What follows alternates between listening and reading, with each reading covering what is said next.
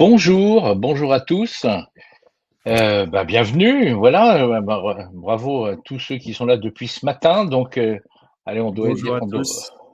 bonjour Jérémy. Bonjour Donc voilà, Olivier. on est le dernier échange avant le déjeuner, hein. Voilà, donc on va essayer d'être efficace, concis et de répondre aussi à vos interrogations. N'hésitez pas, on a Jérémy et moi le, le chat de vos questions en direct là sur l'écran. Donc on voit ce que vous avez envie de savoir. Donc je m'appelle Olivier Lagré. Je travaille chez Cornerstone. Et chez Cornerstone, en fait, j'aide les entreprises à se poser la question, à quoi bon investir dans une plateforme technologique? Pour quel type de pratique RH? Comment réinventer les façons de travailler et les façons d'accompagner les talents dans l'entreprise à l'ère de la nouvelle technologie? Et aujourd'hui, on va effectivement répondre ensemble à anticiper et agir les priorités stratégiques des DRH de demain. Et pour faire ça, j'ai le plaisir de faire cet exercice accompagné de Jérémy. Bonjour Jérémy. Merci Olivier, le plaisir est pour moi. Donc moi je suis Jérémy Salmon, je travaille également chez Cornerstone et je pilote la stratégie de croissance sur nos offres qu'on appelle Talent Experience chez Cornerstone et donc notamment autour de la gestion des compétences, de la formation, de la mobilité.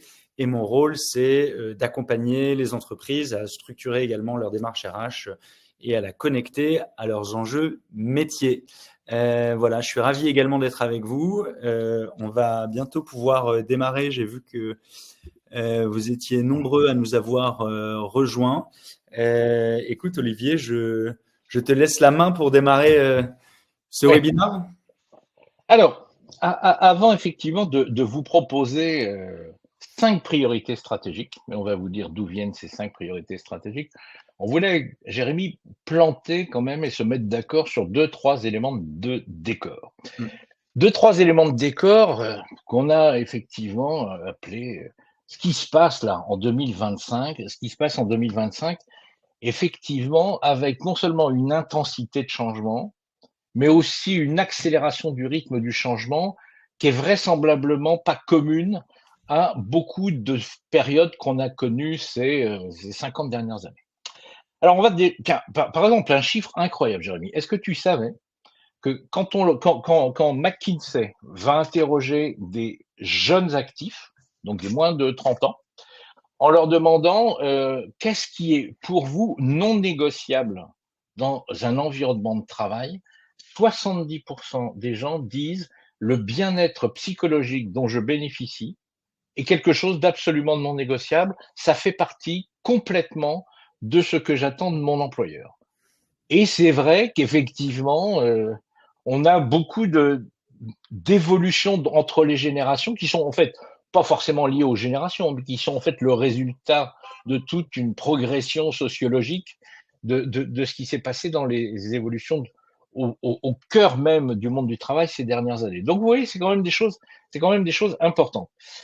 Euh, sur le marché du travail tendu, voilà, moi qui ai grandi dans un monde où tout le monde ne parlait que de chômage, de croissance du chômage, aujourd'hui, ça s'est un peu inversé quand même, et on a beaucoup d'organisations qui sont en recherche de talents, en recherche de ressources, et qui, par exemple, demandent, tiens, un truc tout bête sur l'évolution des compétences.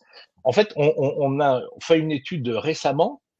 Notre équipe Skyhive qui s'occupe de comprendre les compétences a découvert que sur les 2 dernières années, quand on regarde ce qui est demandé sur les job boards et sur les sites entreprises en termes de compétences dans les, dans les offres d'emploi qui sont faites, on est à plus 240%, tous métiers confondus, de demande sur la compétence utilisation de l'IA générative. Donc, on voit aujourd'hui, enfin voilà, on a beau en parler tous là de ChatGPT, je ne sais pas combien d'entre vous ont testé, vous nous direz ça, mais en tout cas, on en voit des demandes, des réalisations et des concrétisations dans aujourd'hui ce qui est l'évolution des compétences souhaitées sur le marché.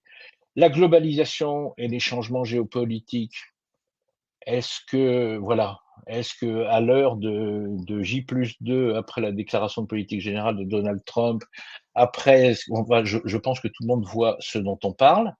Et puis, les explosions des données, de la technologie. Alors, je suis tombé sur une stat, Jérémy, qui était assez bluffante.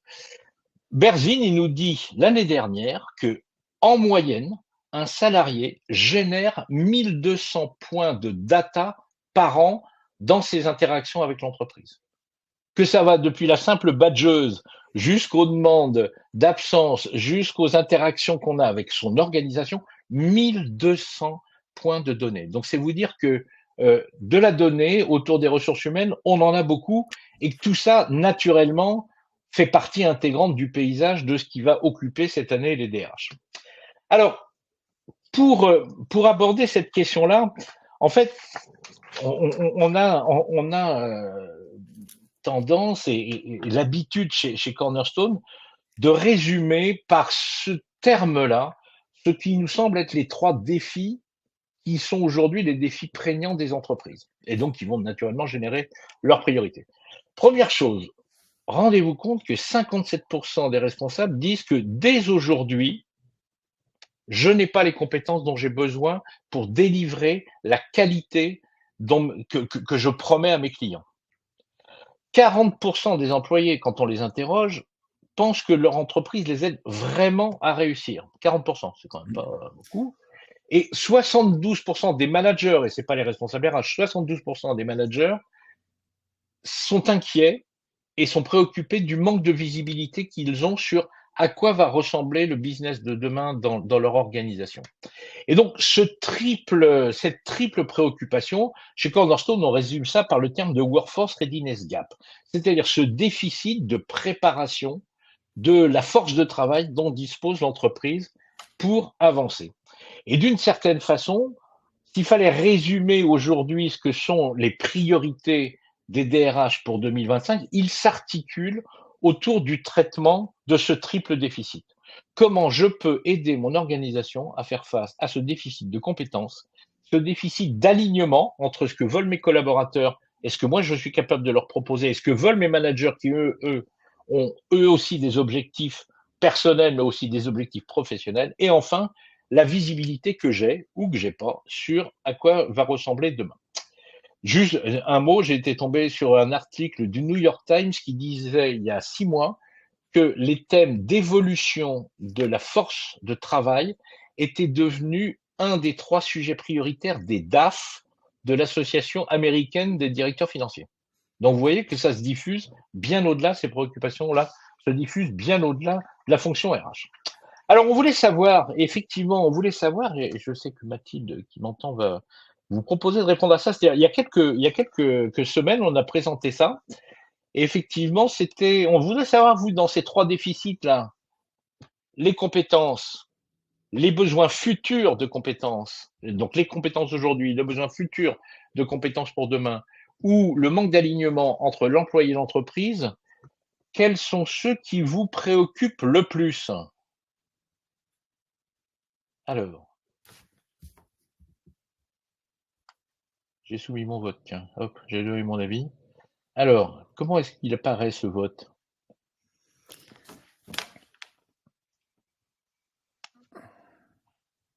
Jérémy, toi qui es plus C'est jeune intéressant, et plus, on est on le voit où Ah, il est là, pardon, même, excusez-moi. à peu près les mêmes Le, résultats que ce qu'on avait pu oui, identifier c'est en très janvier. intéressant. Ah ouais, effectivement.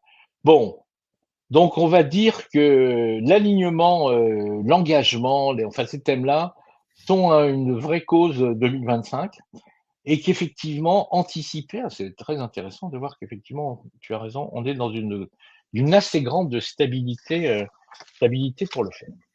Donc, si ça c'est effectivement ce qui se passe aujourd'hui dans le marché, bah, nous en fait, chez Cornerstone, effectivement, on se dit que pour répondre à ça, s'il fallait donner un nom à la dynamique dans laquelle les DRH doivent s'engager en 2025, on a appelé ça la Workforce Agility. Donc, Workforce Agility, c'est-à-dire cette capacité, qu'une capacité individuelle, capacité collective, capacité d'équipe, et aussi une capacité organisationnelle, c'est-à-dire la capacité d'une organisation du travail, à effectivement s'adapter rapidement à ces changements-là, voire même, reprenons les termes de l'agilité, à faire en sorte que ces difficultés deviennent des sources d'opportunités, de réinvention, de prise d'avantages compétitifs.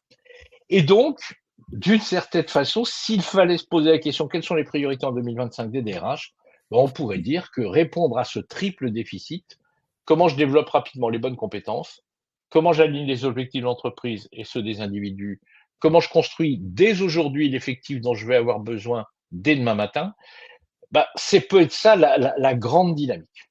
Alors pour essayer d'éclairer ça, en fait, on a la chance chez Cornerstone d'avoir 7000 clients. Et quand vous avez 7000 clients, vous en avez beaucoup qui sont prêts à discuter avec vous. On discute avec eux quotidiennement. Et on a publié, effectivement, c'est sorti mi-janvier, fin mi-janvier, nos tendances RH, c'est-à-dire nos prédictions / tendances RH telles qu'on les imaginait pour 2025. Et c'est ça qu'on avait envie de partager avec vous. Avec, effectivement, c'est un document, là, je vous enverrai, on vous montrera avec Jérémy le lien pour que vous le téléchargiez si ça vous intéresse.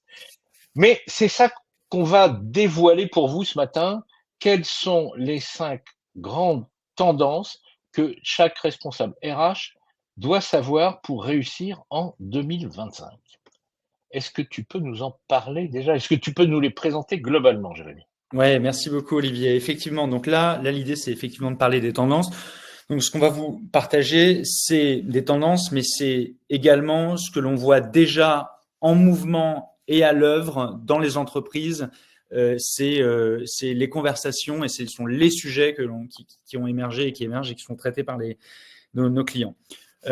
Donc dans les grandes tendances, on va retrouver l'évolution du retour, d'une notion de retour sur investissement d'un point de vue RH. Et donc Olivier pourra nous en parler. On va retrouver évidemment l'IA dans les usages métiers. On va retrouver comment la donnée compétence est de plus en plus utilisée par les organisations comme un socle stratégique, c'est-à-dire qui a vocation à aider à la prise de décision. On va parler également de la richesse des différentes générations au travail.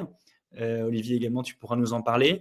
Et puis, on abordera in fine la redéfinition même de la relation que les collaborateurs peuvent avoir au travail. Donc, chaque tendance sera illustrée par la plupart du temps des cas d'usage et parfois un petit peu de dérision. Vous allez apprendre à connaître Olivier au fur et à mesure des différentes slides. Donc, on va démarrer avec cette première slide qui est un peu la revanche des RH. Alors, on va parler d'un concept qui pour certains n'est pas connu, le ROV. Alors, je vous préviens tout de suite, c'est pas un robot sous-marin. Certains auraient pu penser parce qu'il y a un robot sous-marin qui s'appelle le ROV, mais c'est le Return on Value. Et puis, je vais laisser la main à Olivier pour parler de ce sujet. Merci Jérémy. Alors effectivement, Isabelle m'a interpellé dans le chat en me disant essayez de dire un peu moins d'anglicisme. Alors je vais essayer de commencer dès celui-là.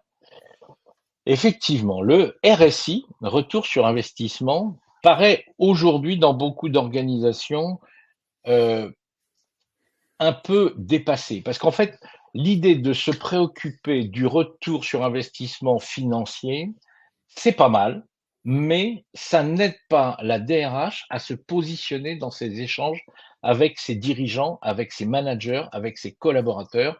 On cherche plutôt à privilégier le terme de retour sur création de valeur, c'est-à-dire de création de valeur. C'est-à-dire que quand je lance une initiative RH, quelle est la valeur que je vais créer? Qu'est-ce que je vais transformer positivement dans les façons de travailler et dans ce que ça va générer en termes de performance pour l'organisation?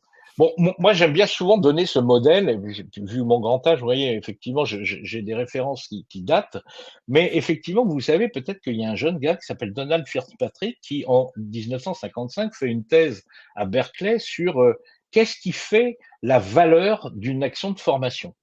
D'accord? Et alors, vous vous souvenez peut-être du modèle, il dit, d'accord, il faudrait déjà que les gens soient contents. Si les gens ont la banane, ils seront heureux et ce sera une bonne formation. Et puis, il pousse le truc. Il dit, bon, bah, c'est quand même bien que les gens soient contents, mais ce sera aussi bien qu'ils apprennent quelque chose. Donc, ils disent deuxième niveau d'évolution. Et très souvent, l'expérience, c'est que beaucoup de gens s'arrêtent à ces deux niveaux. Alors que Kirkpatrick, il dit deux autres choses très importantes. Il dit, si tu veux vérifier que ton action, ton initiative de développement des compétences est positive, tu dois regarder si les gens ont changé de comportement. Comment sont passés à l'acte avec ce qu'ils ont appris. Et tu dois même mesurer l'impact de ce changement de comportement sur la valeur créée. Sur la valeur créée en termes de satisfaction client, sur la valeur créée en termes d'augmentation des ventes, sur la valeur. Bon, bref. Donc, première tendance, c'est qu'effectivement, être capable de jouer avec ces notions de création de valeur et d'être capable de faire le lien entre ce que moi je fais au quotidien, moi DRH, avec les équipes et qu'est-ce que ça génère comme nouvelle façon de travailler et qu'est-ce que cette nouvelle façon de travailler génère comme surcroît de performance, ça nous semble être vraiment une tendance très importante pour le faire. Et tu as raison, Jérémy, on peut dire que d'une certaine façon, c'est le retour notamment de la fonction RH avec l'utilisation de techniques d'amélioration continue qui sont souvent très présentes autour. Les démarches de non-qualité, si des DRH se sont embarqués il y a quelques années dans des démarches de mesure et de coût d'obtention de la qualité, ils savent faire. Et puis aussi des démarches liées, par exemple, sur le lean management, parce que qui parle d'agilité dit capacité à identifier des petits progrès qu'on fait rapidement pour progresser de plus en plus, plutôt qu'imaginer qu'un projet RH, c'est le grand soir où vous allez voir ce que vous allez voir et on va tout transformer. Donc, ce savoir-faire-là, qui passe par effectivement un travail sur la simplification et la rationalisation des processus, qui passe par une boussole très importante, c'est la personnalisation. Comment je fais pour faire en sorte que chacun dans l'entreprise ait l'impression que la façon dont on travaille est faite pour moi. Ça fait partie, nous semble-t-il, de la première tendance de cette année 2025, une nouvelle compétence à acquérir pour la fonction RH. Alors, après celle-là, effectivement, il y a, je crois qu'on va difficilement, tu en as parlé tout à l'heure, Jérémy, peut-être difficilement couper au fait que tout le monde en parle. On va parler d'IA. Alors, l'IA. L'IA. Alors effectivement, bon là le titre, ça fait un peu conférence de Davos, mais je vais essayer d'être concret en lisant mon slide. Il faut sortir du buzzword, on entend IA un peu partout, mais en fait on va se concentrer sur les différents usages et l'impact que l'IA peut avoir sur la dimension RH. Donc d'abord, c'est dans les process RH.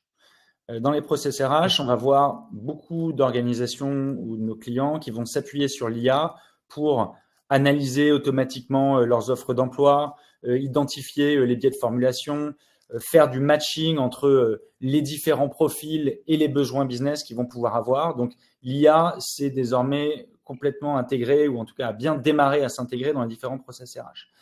Ensuite, l'IA, on va le retrouver sur les sujets d'accompagnement des collaborateurs dans les organisations. Donc, ça devient un copilote de carrière.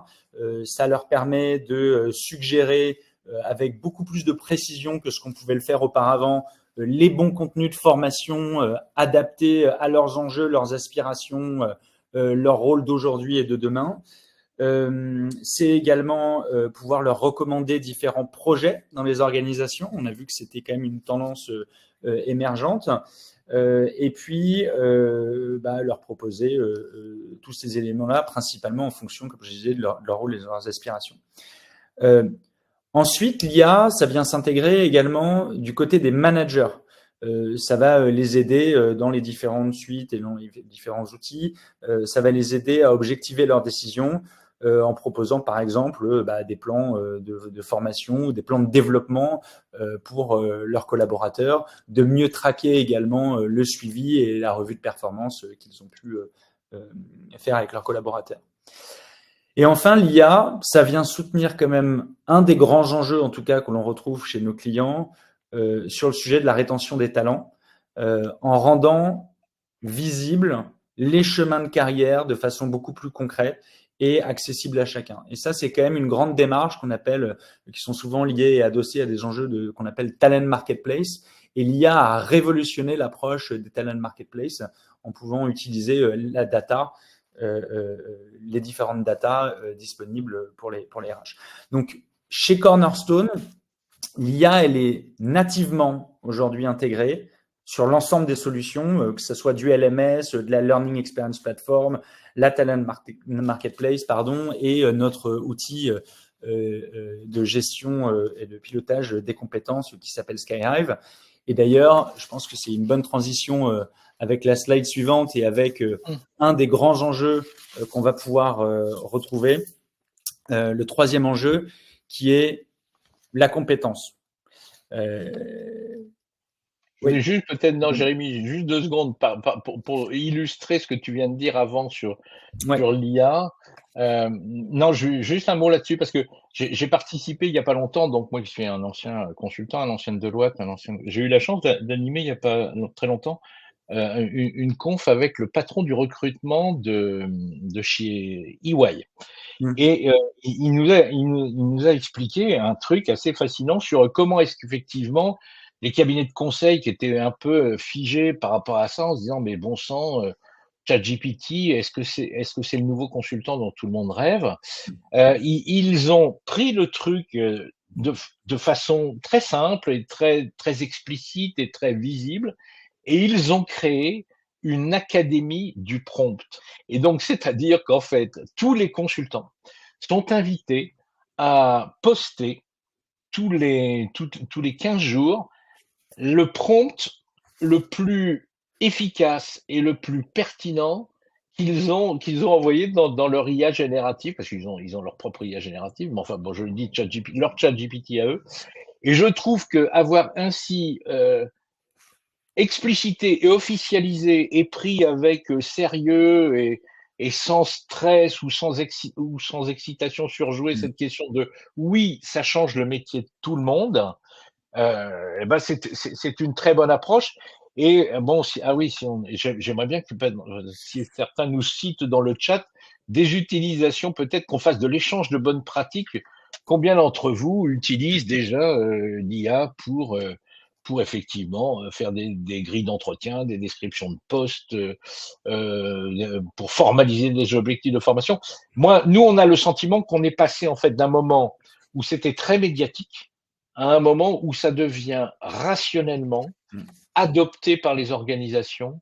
Et je pense que la DRH a un rôle important à jouer dans la façon dont on repense les activités en s'accompagnant de cette adoption de l'IA. Voilà, c'est ça que je voulais préciser. Et tu as raison, Jérémy. Si on veut faire ça, ça veut dire que les DRH, elles doivent plus que jamais adopter le langage de la compétence. Parce que l'unité de compte qui se joue autour de toutes ces technologies-là, c'est la capacité qu'on a les uns les autres à parler compétences. Parle-nous compétences. Et oui, tout à fait. Et en fait, donc c'est la troisième tendance, c'est le grand sujet de la compétence, des stratégies de compétences qu'on doit mettre en place.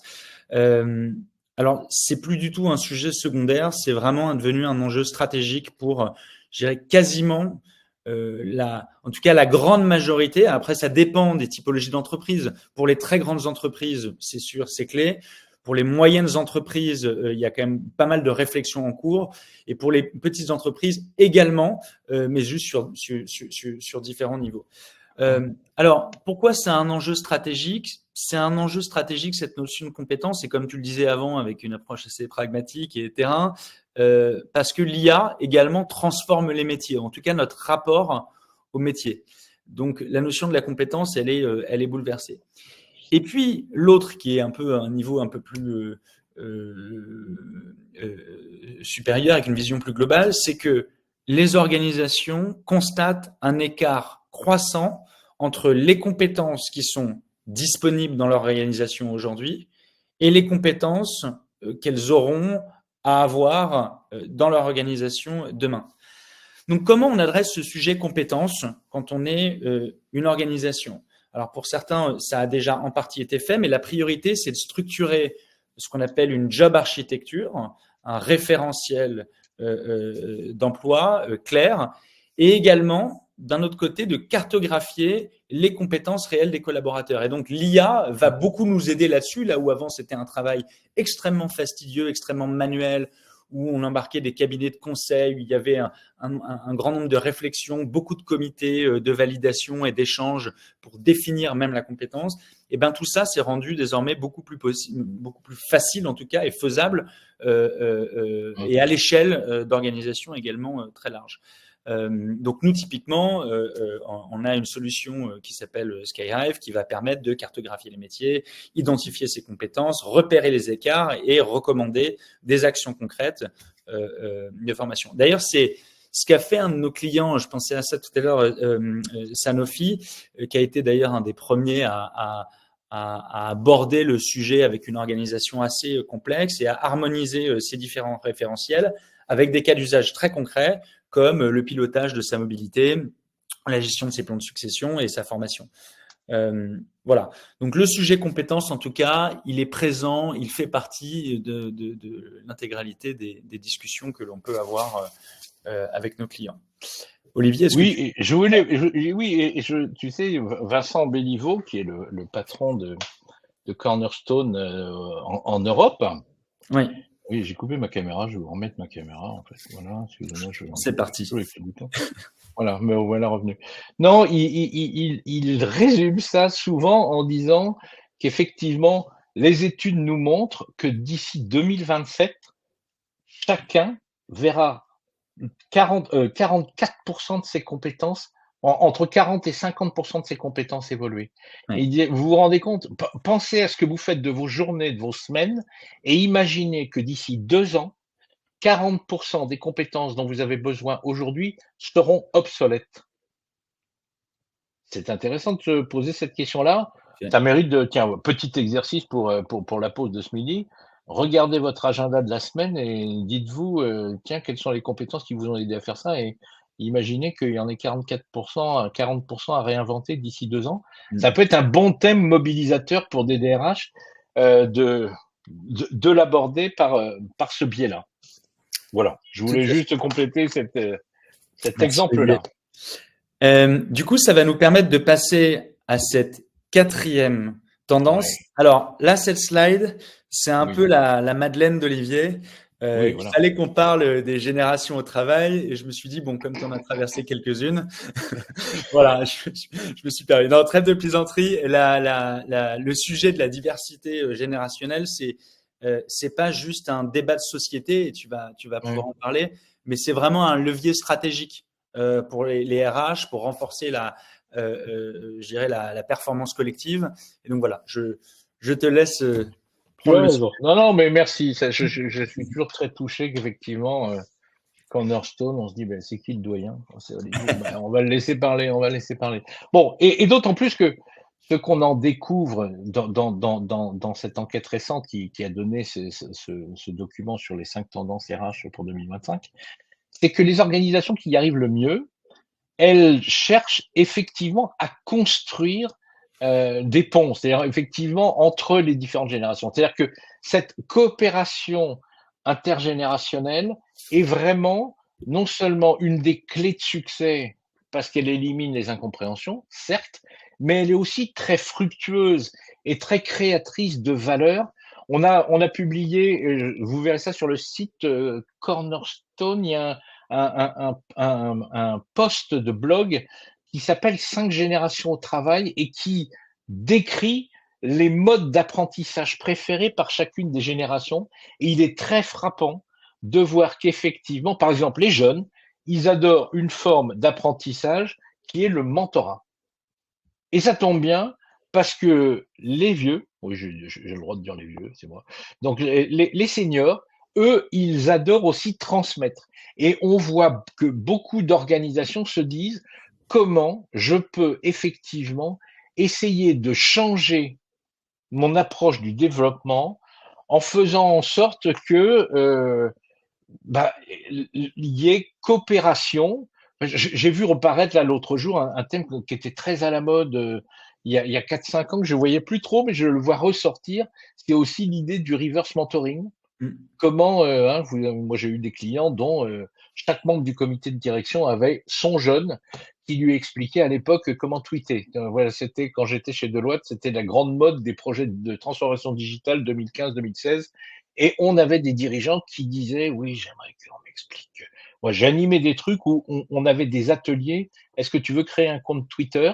Bon, je suis pas sûr qu'on aurait autant de succès aujourd'hui si on proposait cette animation, mais allez, voilà. Tout ça pour dire que ces modes de coopération sont vraiment très féconds en termes d'apprentissage.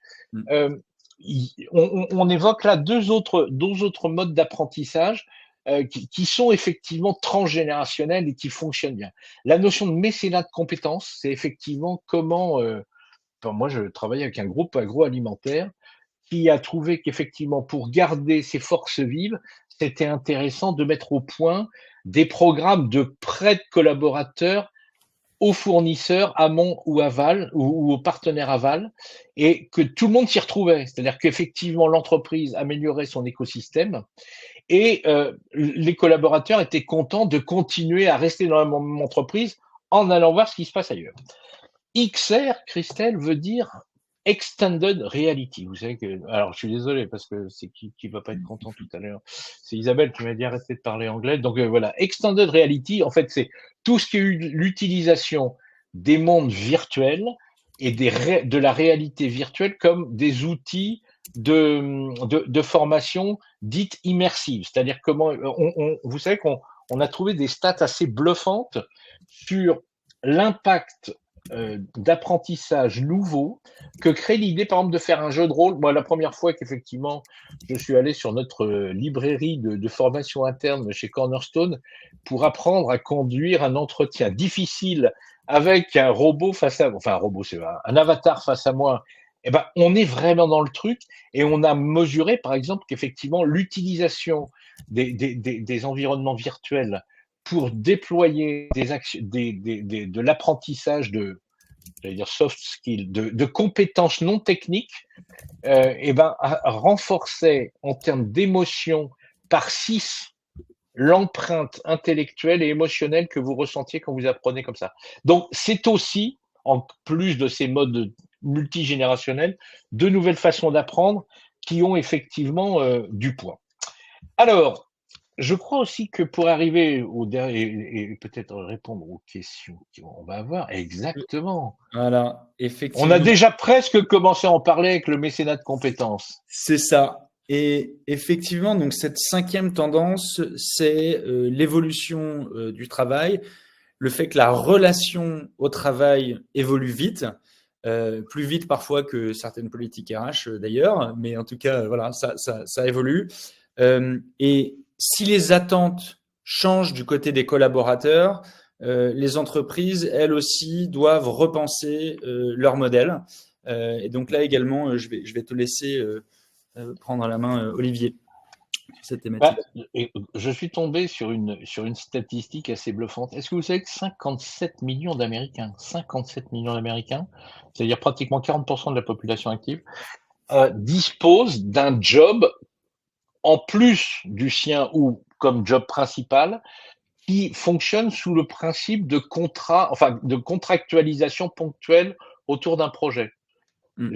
Je fais tous ces détours pour éviter de dire gigs, qui est le mot anglo-saxon qu'on utilise pour dire qu'effectivement, de plus en plus, on voit des systèmes d'organisation du travail dans lequel le travail dans l'entreprise devient une espèce de collection de projets et d'opportunités d'activité à laquelle ont accès les collaborateurs.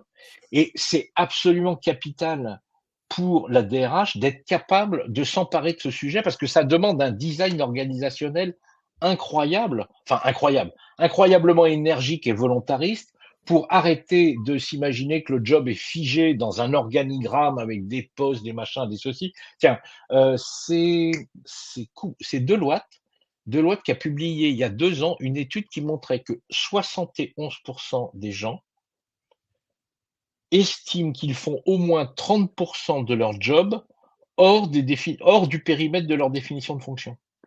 71% des Mm. gens estiment que leur définition de fonction n'est pas satisfaisante pour représenter ce qu'ils font véritablement. Et donc, c'est sûr que par rapport à ça, des systèmes mixtes dans lesquels, tiens, je sais pas, je repensais à ça, tu vois, quand on parlait d'attente générationnelle, peut-être que certains ont suivi l'actualité de cet éditeur de jeux vidéo français qui a vu des menaces de grève de tous ses développeurs quand on a annoncé qu'on allait renoncer aux accords de télétravail qui avaient été fixés jusque-là. Et donc, c'est vrai que naturellement, quand on parle d'organisation de travail, enfin, tout ce qui s'est passé depuis 5 ans, voilà, tiens, il y a 5 ans, on était en plein confinement, saison 1, et ben, tout ce a durablement ancré cette hybridation des lieux de travail dans les façons d'organiser le travail. Et donc ça, c'est important. Mais le plus qu'on voit là dans cette tendance, c'est comment je repense le travail pour sortir de la structure des postes et aller plutôt vers une réflexion en termes de compétences et s'imaginer des activités décrites par les compétences qu'il faut mobiliser. C'est ce que tu disais, Jérémy, tout à l'heure, quand on parlait effectivement d'opportunity marketplace, pour dire le thème, de place de marché, des opportunités internes d'apprendre et de se développer au service de l'innovation, au service du service client, au service du renforcement des connexions avec l'écosystème. Donc voilà, voilà voilà, c'était là. Ah si, je voulais juste dire un truc. Non, j'ai retrouvé une stat tout à l'heure intéressant. Nous, on a comme client DHL, et DHL, en mettant en place effectivement une place de marché telle que tu les décrivais tout à l'heure, estime que ça a boosté la mobilité de telle façon qu'ils économisent chaque année jusqu'à 10% de leur recrutement externe. On parlait tout à l'heure de retour sur investissement. Imaginez quand on sait qu'effectivement un recrutement, ça coûte ça coûte en moyenne entre 8 et 10 000 euros par personne. Ben voilà, faites la somme avec les recrutements que vous évitez de faire si vous êtes capable de. Voilà. En plus du coût de remplacement, aussi, puis pour montrer effectivement c'est une dimension importante, le coût de remplacement de quelqu'un qui s'en va alors qu'on aurait pas qu'il reste, c'est évalué entre 60 et 80% de son salaire annuel. Donc prenez le nombre de démissions non souhaitées que vous avez eu l'année dernière, et puis regardez ce que ça représente, 50% du salaire des gens qui sont partis, et ça va vous donner une idée de la vertu qu'il y a à inventer des systèmes d'organisation plus mixtes qu'avant. Donc voilà, alors on va regarder. Effectivement, merci. Donc du coup, voilà. Donc ce qu'on va retenir, en tout cas, de ce tour d'horizon. Donc effectivement, je remets là les 5 grandes tendances. Ce serait intéressant aussi d'avoir peut-être vos commentaires sur est-ce que ça résonne pour vous, est-ce que c'est des sujets qui vous parlent, est-ce qu'il y en a un qui émerge plus que les autres au regard de vos organisations, et peut-être aussi en fonction des tailles d'entreprise, on va pouvoir avoir des enjeux ou des priorités qui vont différer. En tout cas, ce que je note des différents échanges, c'est que l'IA devient un levier opérationnel pour automatiser, pour personnaliser, pour mieux décider, et qui est à la fois utilisé par les RH et par les collaborateurs. Le deuxième grand sujet que moi je vois beaucoup, en tout cas dans le quotidien, c'est le sujet de la compétence, le fait qu'elle devienne une monnaie commune, en fait, sur laquelle on va s'appuyer pour pouvoir orienter la formation, les sujets de mobilité, le recrutement, et répondre aux enjeux de transformation des organisations. Le ROV, merci Olivier, qui était une notion que je connaissais peu, pour être tout à fait transparent, mais qui permet de parler du langage de la valeur. Donc, pas seulement sous l'angle coût, mais vraiment parler de la valeur. C'est extrêmement intéressant. La notion de diversité générationnelle, tu en as bien parlé, effectivement, c'est une richesse, mais ça oblige aussi à repenser les modes de management et les interactions qu'il y a entre les différents collaborateurs, pour en faire ce dont on parlait tout à l'heure, c'était un levier de performance collective. Et puis, effectivement, l'évolution du travail qui nous pousse parfois à inventer ou réinventer une nouvelle forme de contrat social. Donc ça, c'est les 5 piliers qu'on va pouvoir retrouver chez nos clients. Est-ce que tu veux commenter ça, Olivier, avant que je passe à la... Oui, j'étais en train de regarder. Non, j'étais en train de regarder, le chat. Alors, non. Allez, allez. Passons au plan d'action et on répondra aux questions du chat. Voilà. Bon, voilà. L'idée, effectivement, c'est de vous partager une feuille de route assez concrète pour vous aider à identifier les bons leviers. Donc, ouais. par où commencer? Voilà, en fait, bah, Oui, voilà, c'est ça. par où commencer, c'est un peu, j'allais dire, le l'opposé, quoi. C'est le contraste, enfin, c'est le comment dire ça? Ah, je cherche mon mot là, c'est la suite logique des tendances qu'on a vues. C'est-à-dire qu'effectivement, si, le ROV, tu as raison, est important, et ben, c'est une des premières actions de l'année, c'est de maîtriser l'ingénierie de la valeur. Maîtriser les savoir-faire qu'on a à la DRH pour être capable justement de quantifier l'intangible. On a parlé d'IA, on a dit que voilà, maintenant, on avait compris, on avait rigolé, on s'était amusé, on avait testé des trucs, on a eu peur, machin. Il est temps de se mettre à bosser de façon structurée sur la diffusion et l'infusion de l'IA dans l'organisation pratique et concrète du poste et des flux de travail. Mmh. Que faire l'inventaire, tu nous as sensibilisé, Jérémy, à l'importance de savoir de quelles compétences on dispose aujourd'hui pour savoir celles qu'on a, celles qu'on aurait voulu, celles qui nous manquent, comment on va les acquérir, enfin comment on va s'en. Et donc par rapport, mais en Et tout cas, déjà ça avoir cette commence par vue-là, savoir de quoi on parle. c'est ça. Déjà avoir la vue de quoi on parle. Et ensuite, on peut aligner sur des stratégies. Est-ce qu'on va recruter? Est-ce qu'on va former nos collaborateurs en interne? Voilà, mettre en place des stratégies. Mais déjà, pour le faire, il faut faire le constat. Tirer parti de la diversité des générations, effectivement. Donc, allez, un plan de coopération intergénérationnelle. Voilà, ça peut être une première phase, mais ce sera de toute façon un bon sujet. Ce sera un bon sujet, ça aura des tas de vertus et d'amélioration de la performance et de rétention des talents. Et puis, bah voilà, positionner.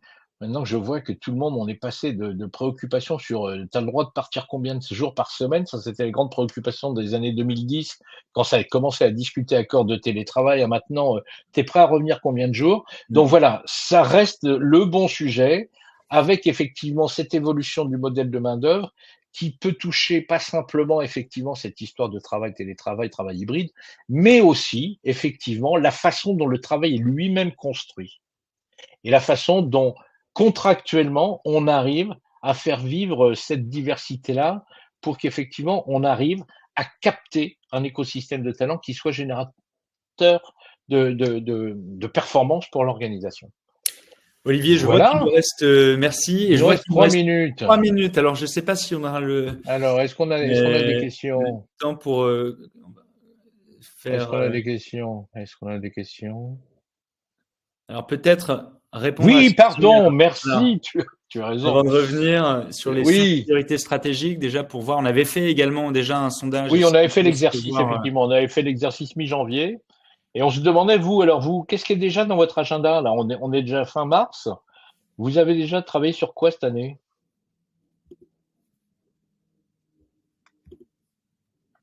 Hop. Alors, qu'est-ce qui, qu'est-ce qui a occupé, alors, pour qu'est-ce qui l'instant, a c'est assez occupé proche. qu'est-ce qui a occupé vos 3 premiers mois de l'année?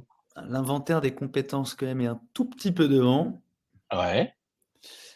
C'est vrai qu'on L'IA, on a l'IA beaucoup et de les projets compétences. comme ça, hein. L'IA et les compétences, c'est les deux qui, effectivement, ouais. D'accord. Bon, on n'est Ah, pas. ben voilà. Eh ben, oui, on peut pas dire qu'il y a une priorité qui s'impose. Il y en a peut-être Non. deux là qui. Allez, on va dire qu'effectivement, si commencer par l'inventaire des compétences et repenser le travail en se posant ces questions-là est pas mal. Mm. Avec peut-être juste un petit acronyme pour finir, mais il est français celui-là. Effectivement, c'était Deloitte qui avait inventé il y a 10 ans un modèle qui s'appelait Azure, qui permettait de faire de l'analyse de poste en se demandant si à chaque fois le métier pouvait être augmenté, A, simplifié, S, ubérisé, à l'époque Ouais. Uber était très à la mode, ou remplacé. Donc le modèle Ouais. Azure pour se lancer dans réimaginer le travail grâce à l'IA. Alors, Olivier, on me dit que là, ça va couper le webinar. Donc voilà, je On voulais me vous dit ça. remercier tous les deux parce que c'était 45 minutes. On vous remercie tous et toutes. Si vous voulez en lire plus, vous pouvez scanner le QR code ici. Vous pouvez Oui, oui. le Et vous revoir. avez nos emails sur la page d'après. Ah voilà, et nos emails sur la page d'après. Et n'hésitez pas à nous contacter si vous voulez échanger, aller un peu plus loin dans les conversations.